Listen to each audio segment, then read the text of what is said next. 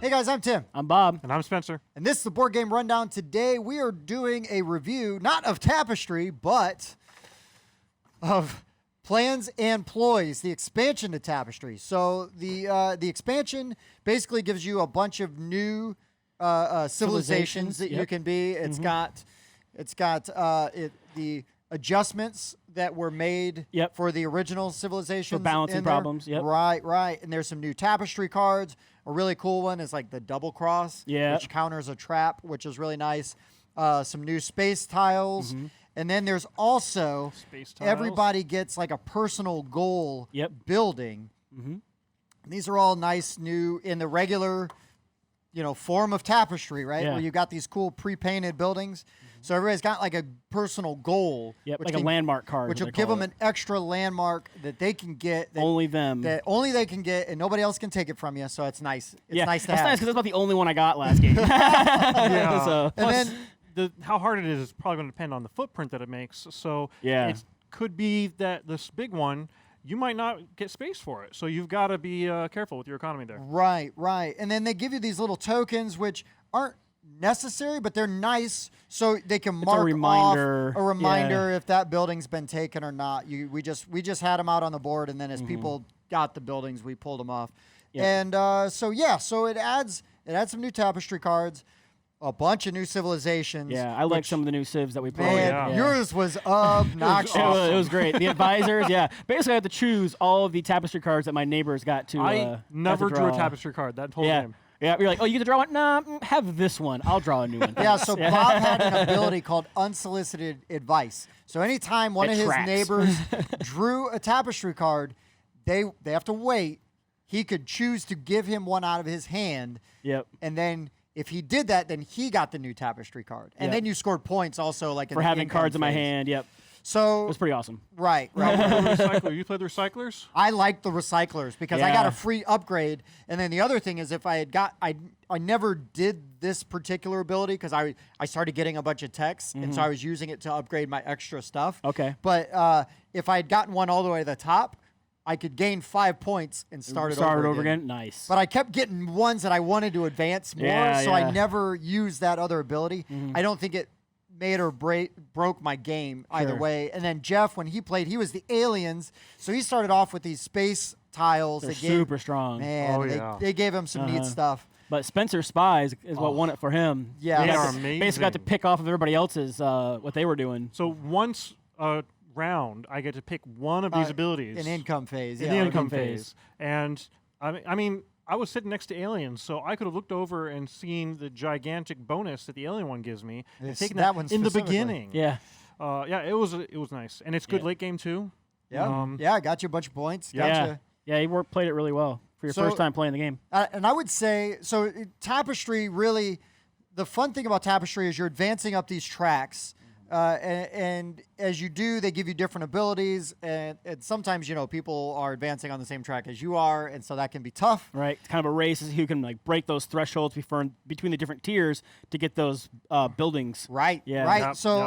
But I'm going to assume you have already played Tapestry if you're watching the expansion review, because this review is specifically for the expansion.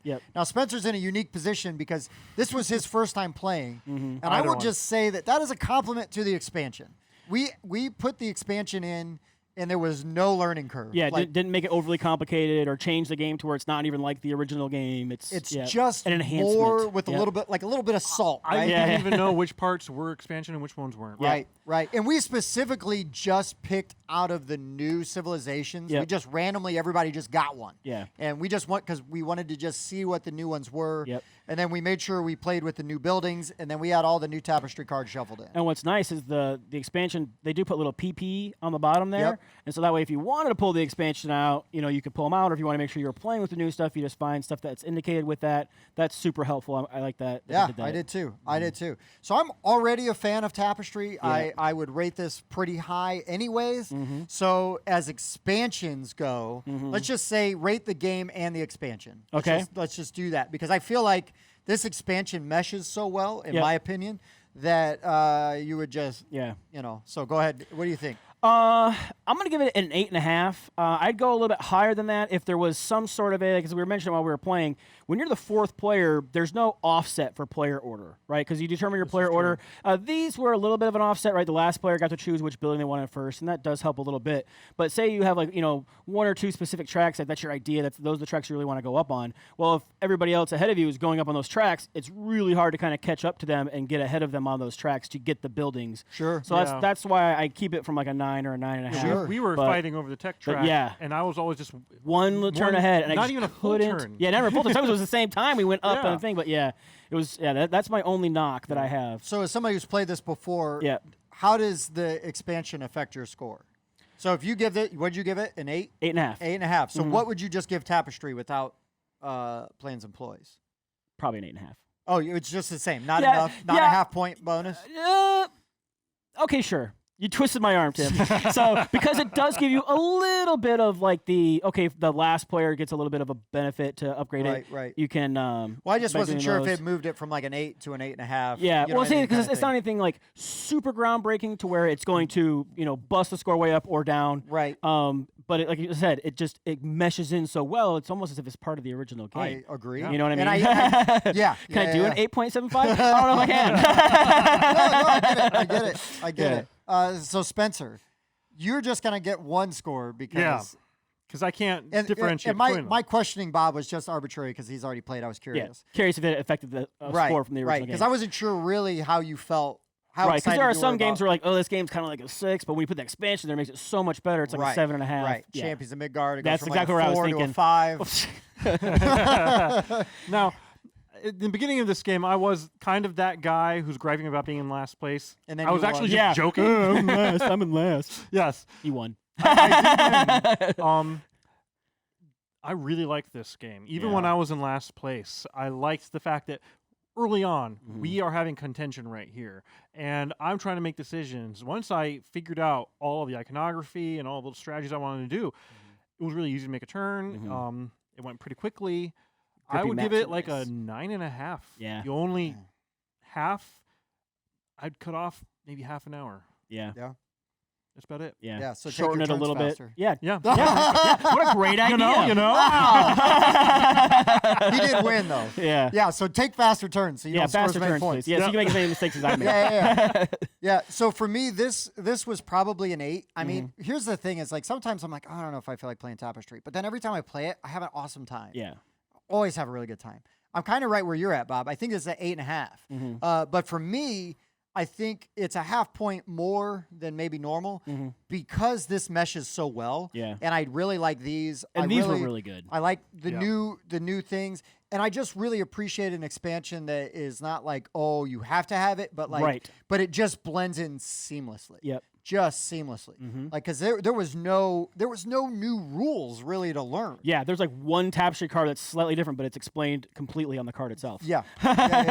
And while I do have some qualms with the rule book sometimes, like, it's a little tricky because I think they try to make it so simplified and so short that it didn't go into depth very well. Right. But Stonemaier does do a good job with like trying to use key terms on things. And by using those key terms, it makes it and the iconography. And the iconography. The iconography. I love the iconography on this game. That's really good. Once you get it, this game is so easy to teach. Yep.